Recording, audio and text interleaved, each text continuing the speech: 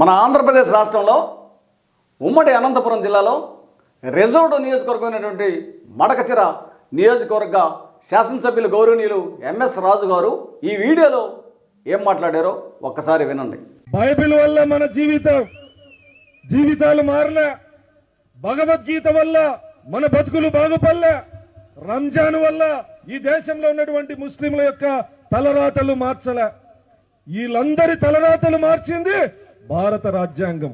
ఈ మడకశిర శాసనసభ్యులు దళితుడు ఎంఎస్ రాజు నిన్న అంబేద్కర్ గారి విగ్రహావిష్కరణలో ఏం మాట్లాడాడంటే, ఈ దేశంలో ఉన్నటువంటి హిందువులు పూజించేటటువంటి భగవద్గీత కానీ, క్రిస్టియన్లు పూజించేటటువంటి మరి బైబిల్ కానీ, ముస్లింలు పూజించేటటువంటి ఖురాన్ కానీ, ఏ మత గ్రంథం కానీ, ఏ దేవుడు కానీ, ఈ యొక్క మన తలరాతలు కానీ, మన జీవనోపాధి కానీ, మన యొక్క జీవన శైలిని కానీ ఎవరు మార్చలేదు అని ఈ ఎంఎస్ రాజు శాసనసభ్యులు మాట్లాడటం జరిగింది. అయితే ఈయన మాట్లాడిన దాంట్లో ఏ విధమైనటువంటి తప్పు లేదు, ఇది నిజమని చెప్తున్నాను.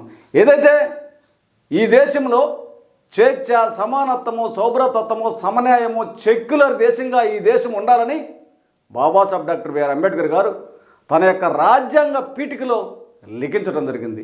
ఏదైతే బాబాసాహెబ్ డాక్టర్ బిఆర్ అంబేద్కర్ గారు ఈ దేశంలో ఉన్నటువంటి అన్ని మతాల వారు, అన్ని కులాల వారు, అన్ని ప్రాంతాల అతీతంగా ప్రతి ఒక్క దాని మీద సమానమైనటువంటి హక్కులను కలిగి ఉండాలి అని భారత రాజ్యాంగం ద్వారా ఈ యొక్క దేశానికి సమర్పించడం జరిగింది. ఈ రాజ్యాంగం ద్వారానే ఈ దేశంలో ఉన్నటువంటి ప్రతి ఒక్కరూ అన్నిటి మీద ప్రతి ఒక్క దాంట్లో సమానమైనటువంటి హక్కులు కలిగి ఉన్నారు.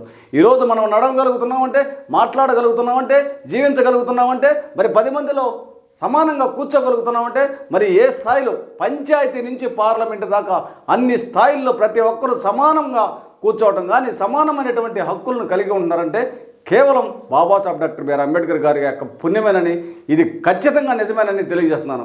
కాబట్టి ఈ దేశంలో ఉన్నటువంటి మరి హిందువుల ఆరాధ్య దైవమైనటువంటి మరి రాముడైతే కావచ్చు, కృష్ణుడైతే కావచ్చు, ఆ తర్వాత మరి ముస్లింల ఆరాధ్య దైవమైనటువంటి మరి ఖురాన్ కానీ, బైబుల్, మరి క్రిస్టియన్ ఆరాధ్య దైవమైనటువంటి ఇవన్నీ కూడా ఏ మత గ్రంథం కానీ, ఏ మత దేవుడు కానీ, ఏ దెయ్యం కానీ మన యొక్క తలరాతలను కానీ, మన జీవితాలను కానీ, మన యొక్క జీవన శైలిని కానీ మార్చలేదు. కేవలం ఈరోజు బాబాసాహెబ్ డాక్టర్ బిఆర్ అంబేద్కర్ గారు రాసినటువంటి భారత రాజ్యాంగం ప్రకారమే ఈ యొక్క జీవన నడవడిక మారిందని ఆంధ్రప్రదేశ్ రాష్ట్ర మాల మహానాడు తరపున తెలియజేస్తున్నాను.